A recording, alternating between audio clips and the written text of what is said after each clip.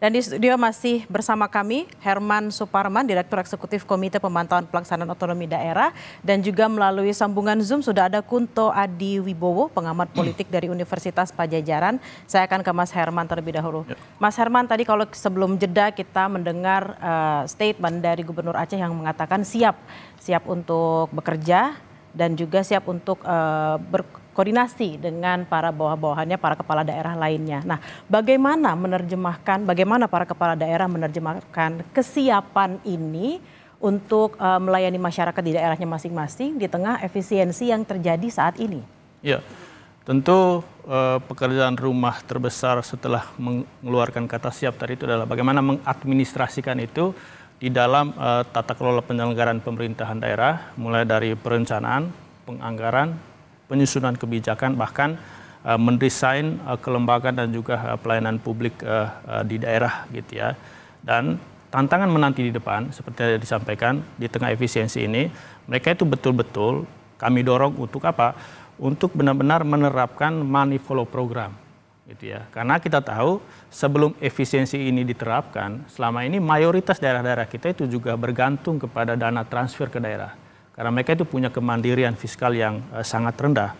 Ditambah lagi dengan efisiensi seperti ini. Karena itu kita harapkan para kepala daerah pasca retret besok itu benar-benar mencermati mana yang menjadi prioritas daerah yang itu bisa secara realistis dijalankan pada tahun 2025 ini. Sehingga selaras dengan dukungan dana yang ada gitu ya. Itu yang kedua. Kemudian yang ketiga, tentu kalau kita lihat alur penyelenggaraan pemerintahan, kami dorong yang paling pertama yang mesti diintervensi adalah di perencanaannya gitu ya. Karena sekarang itu adalah bulan Maret, April dan Mei, ini adalah momen di mana pemerintah daerah itu sebetulnya sedang menyiapkan kerangka perencanaan untuk tahun 2026 gitu ya. Karena RKP Rencana Kerja Pemerintah Daerah tahun 2026 ini mesti selesai di bulan Mei tahun ini. Tetapi di saat yang bersamaan para kepala daerah ini juga mesti menyesuaikan RKPD tahun 2025 ini pertama dengan kerangka anggaran yang ada, kemudian yang kedua adalah yang paling penting menyesuaikan dengan visi misi dan program-program yang mereka telah sampaikan di masa kampanye. Itu yang menurut kami menjadi satu tantangan terbesar di balik kata siap yang tadi disampaikan oleh Bapak Gubernur Aceh gitu ya.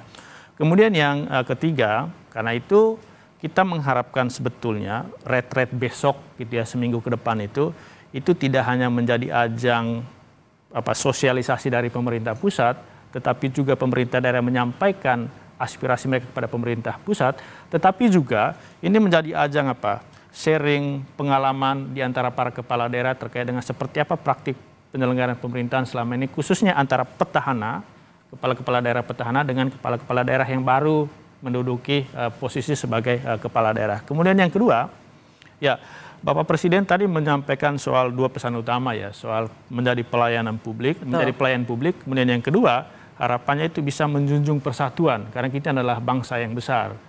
Tetapi yang kita harapkan sebetulnya bukan dalam arti penyeragaman dari Sabang sampai Merauke gitu ya, tetapi bagaimana daerah-daerah itu sesuai dengan daya dukung masing-masing daerah itu benar-benar bisa mendukung satu sama lain.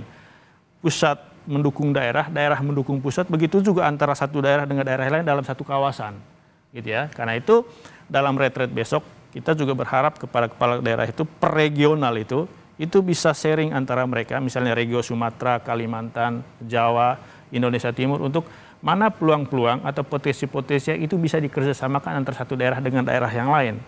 Karena di tengah keterbatasan ini sebetulnya kita dorong daerah jangan dulu deh berkompetisi antara satu dengan daerah yang lain, tapi kerjasamalah dengan daerah yang lain.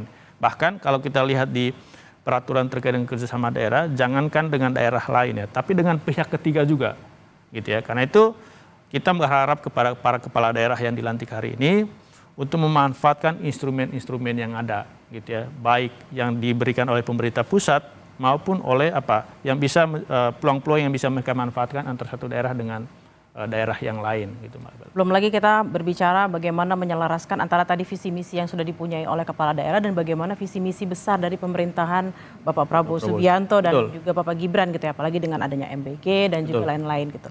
Saya akan ke Mas Kunto. Mas Kunto, tadi ada statement dari Pak Prabowo yang mengatakan bahwa para kepala daerah ini harus mengabdi kepada masyarakat dan juga harus membela kepentingan masyarakat, berjuang untuk perbaikan hidup masyarakat. Nah, bagaimana para kepala daerah ini kemudian melakukan perbaikan dan juga pengabdian kepada masyarakat di tengah situasi mungkin koalisi yang ada saat ini juga dibilang koalisi yang cukup besar dan bahkan kemarin ada statement mau dipermanenkan, gitu Mas Kunto. Ya, Mbak Bella, kalau menurut saya sih itu ajakan untuk konsolidasi ya Mbak ya. Jadi pertama saya berusaha memahami bahwa Pak Prabowo ketika bilang rakyat ya rakyat se-Indonesia gitu kan. Sementara mungkin di frame-nya para kepala daerah rakyat itu ya konstituen mereka, rakyat yang ada di daerah mereka dan sangat mungkin kebutuhannya akan berbeda-beda. Rakyat yang di Jakarta dengan yang di NTB misalnya jelas berbeda gitu kan Mbak. Dan menurut saya kalau dihubungkan dengan kondisi politik kita sekarang, ini tampaknya ya Pak Prabowo menginginkan semua kepala daerah itu berbaris dalam satu barisan terus menuju ke satu tujuan yaitu melayani rakyat tadi gitu kan. Tapi kan ini hal yang sebenarnya agak susah di level teknis, apalagi Indonesia kan ya argumen Pak Prabowo juga, Indonesia kan luas, kita nggak punya tongkat Nabi Musa untuk membelah lautan dan segala macam. Nah, ini seharusnya juga disadari oleh Pak Prabowo bahwa secara teknis rasanya dengan menarik kembali otonomi daerah menjadi lebih tersentralisasi seperti ya ini kan indikator-indikatornya mungkin sudah terbaca gitu kan dengan mengumpulkan semua kepala daerah, rate terus kemudian pengendalian anggaran di daerah juga akan jadi pemerintah pusat, lalu ditambah dengan secara implisit kedudukan kepala-kepala daerah itu berada di bawah presiden di UU Cipta Kerja. Nanti mohon Mas Herman mengkoreksi saya kalau salah gitu kan. Di sini kan tampaknya pelan-pelan ini akan digerus nih rakyat yang lebih kedaerahan, rakyat yang lebih unik menjadi rakyat yang satu tunggal monolitik yaitu rakyat Indonesia, dan konsekuensinya bisa jadi ya mereka harus nurut presiden Mbak gitu. Apapun yang dilakukan pemerintah pusat maka pemerintah daerah tidak punya hak atau kewenangan untuk menolak, apalagi mungkin bernegosiasi ya tinggal nurut aja. Makanya tadi Pak Gubernur Aceh bilang siap kan, nggak ada kata lain, ya udah siap aja gitu. Tapi memang kita berharap retret yang besok akan dilaksanakan di Magelang itu bisa menyamakan visi besar Bapak Presiden Prabowo dengan astacitanya kepada kepala daerah ini. Nah, bagaimana Mas Kunto memandang retret yang akan dilaksanakan besok itu untuk menerjemahkan apa yang menjadi cita-cita dari Presiden Prabowo dan juga Wakil Presiden Gibran Rakabuming Raka? Iya, kalau menurut saya kan tadi kan juga Pak Prabowo bilang mudah-mudahan saudara akan kuat digembleng, yang ragu-ragu boleh mundur. Ini kan jadi pertanyaan, ini retret atau ospek kan gitu kan pertanyaannya.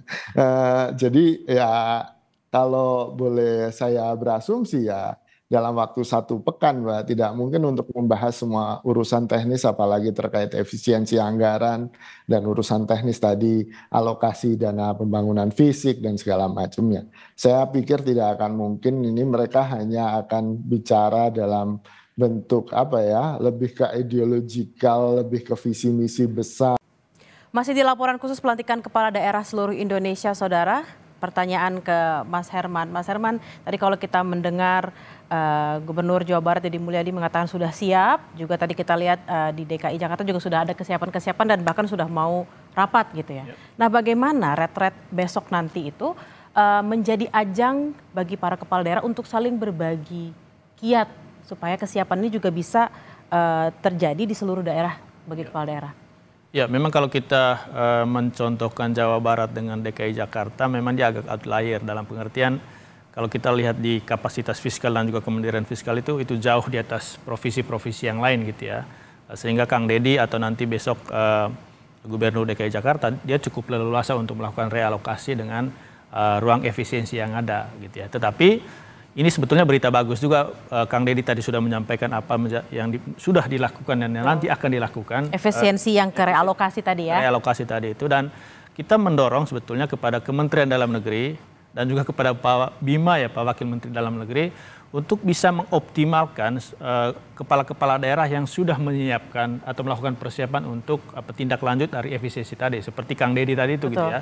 Dan kita memang belum melihat seperti apa kerangka rundown dari retret besok, tapi kita mendorong agar sharing knowledge, sharing pengalaman, sharing kebijakan yang tadi disampaikan oleh Kang Deddy, Gubernur Jawa Barat terpilih dan juga yang dilantik tadi itu bisa disampaikan kepada kepala-kepala daerah yang lain gitu ya.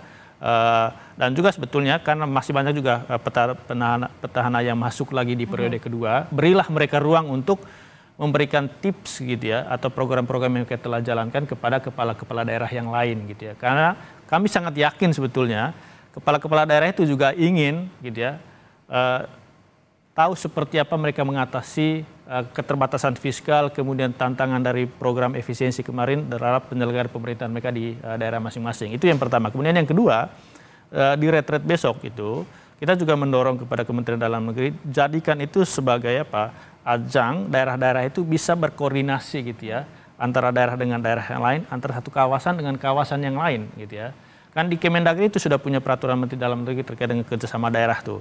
Karena itu kita harapkan daerah-daerah itu bisa berbagi peluang, berbagi potensi untuk mereka bisa kerjasamakan dalam penyelenggaraan pemerintahan besok gitu ya. Karena kalau retret itu diarahkan untuk menyelesaikan sinkronisasi pusat dan daerah itu sangat tidak efektif gitu ya, dengan waktu 7 hari. Nggak cukup waktu 1 minggu. Nggak cukup waktu 1 minggu itu ya. Yang bisa dilakukan ya seperti ini yang menurut kami yang bisa dijalankan dalam retret besok. Gitu. Bagaimana membagi tips dan juga sharing knowledge antar para kepala daerah dan juga antara gubernur mungkin kepada bupati dan wali kota, supaya apa yang menjadi visi bersama ini bisa tersalurkan hingga ke daerah yang akan menikmati pada akhirnya nanti adalah masyarakat. Terima kasih Mas Herman Suparman, Direktur Eksekutif Komite Pemantauan Pelaksanaan Otonomi Daerah atas waktunya pada siang hari ini. Dan saudara, laporan khusus pelantikan kepala daerah seluruh Indonesia akan dilanjutkan oleh rekan Harjuno Pramudito. Saya Tili Rea Bella pamit undur diri, sampai jumpa.